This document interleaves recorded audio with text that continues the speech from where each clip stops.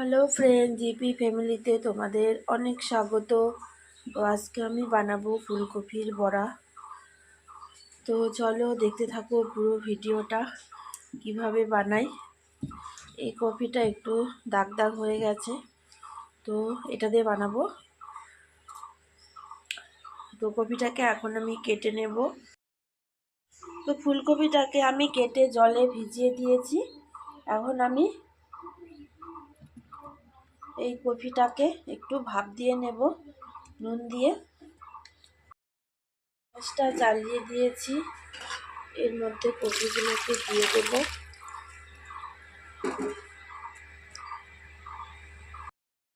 দিচ্ছি একটু নুন,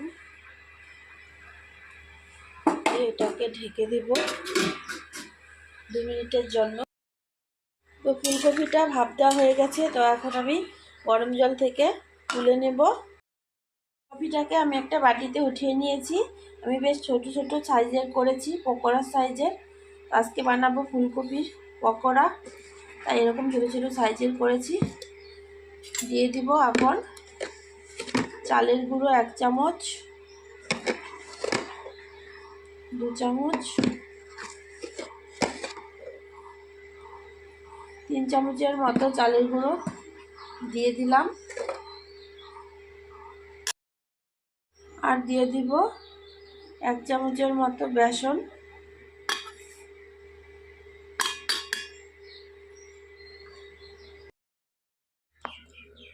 হলুদ গুঁড়ো 1/2 চামচেরও কম, আর দিয়ে দিচ্ছি লঙ্কা গুঁড়ো 1/2 চামচ, দিয়ে দিচ্ছি নুন স্বাদ মতো। একদম সহজ পদ্ধতিতে ফুলকপির পকোড়া। আপনারা দেখতেই পাচ্ছেন কত সহজ। এদিকে গরম গরম ভাত বেড়ে ফুলকপির পকোড়া বানিয়ে খেতে পারবেন। এত তাড়াতাড়ি হয়, ভাত ঠান্ডা হতে হতেই পকোড়া হয়ে যাবে। এখন আমি এই সমস্ত উপকরণ একসঙ্গে মেখে নেব।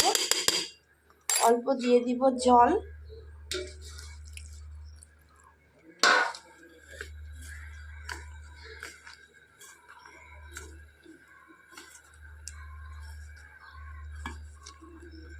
আগেই বেশি জল দেওয়া যাবে না, তাহলে ব্যাটারটা পাতলা হয়ে যাবে। অল্প করে জল দিয়ে মাখতে হবে।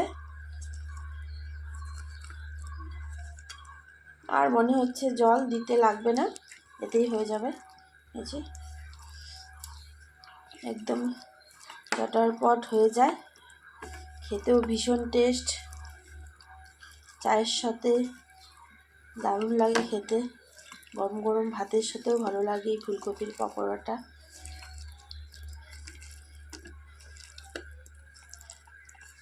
তো মাখা কমপ্লিট হয়ে গেছে।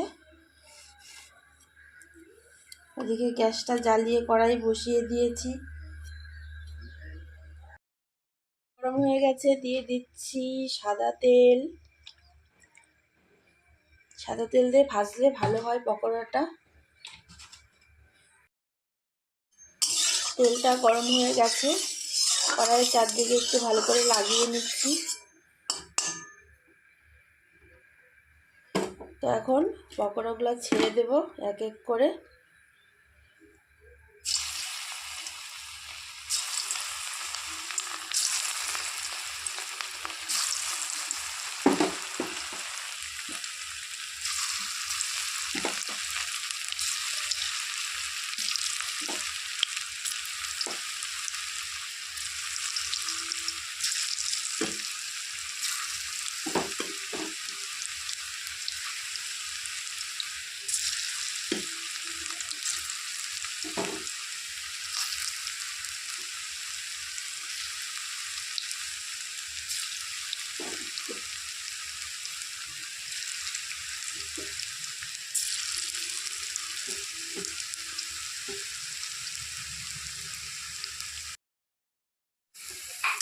এক পাশ ভাজা হয়ে গেছে, উল্টে দিচ্ছি।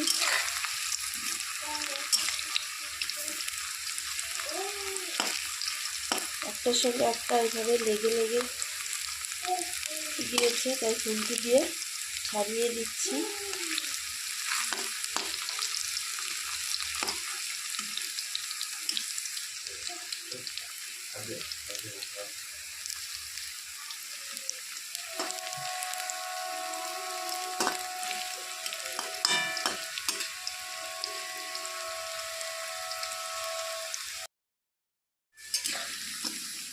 তো এইভাবে খুন্তি দিয়ে উল্টে পাল্টে ভালো করে ভেজে নিচ্ছি, নাহলে এক পাশে ভাজা হয়ে যাবে বেশি আর এক পাশে কাঁচা থাকবে।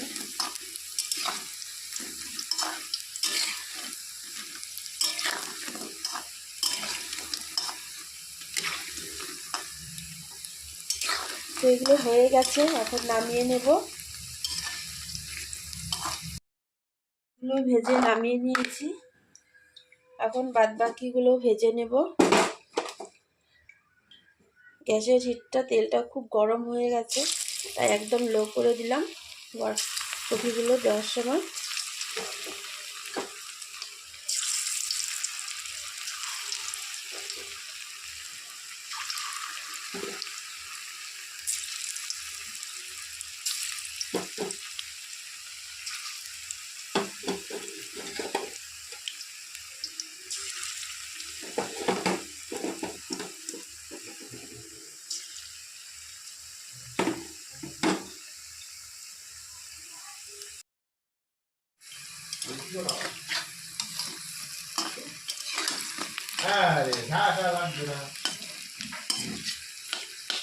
তো এগুলো এখন উল্টে দিচ্ছি, এক পাশ ভাজা হয়ে গেছে।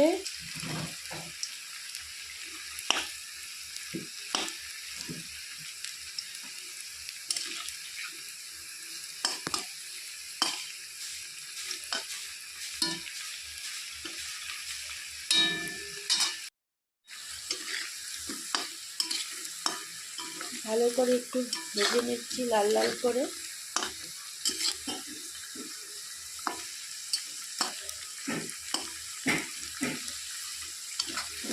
এগুলো ভাজা হয়ে গেছে, তো এখন নামিয়ে নেব। একদম কম সময়ের মধ্যেই হয়ে যায় এই ফুলকপির পকোড়া, বেশিক্ষণ টাইমও লাগে না এটা বানাতে, আর বেশ কিছু উপকরণও লাগে না, সামান্য কিছুতেই হয়ে যায়। তো এখন আমি নামিয়ে নেব। বন্ধুরা, যে নামিয়ে নিয়েছি ফুলকপির পকোড়া, দেখুন কত সুন্দর হয়েছে। তো এইভাবে ফুলকপির পকোড়া ভাজলে দারুণ লাগে খেতে। এটা এখন গরম গরম ভাতের সাথে খাবো, চা কফি দিয়েও দারুণ লাগে এই পকোড়াটা খেতে।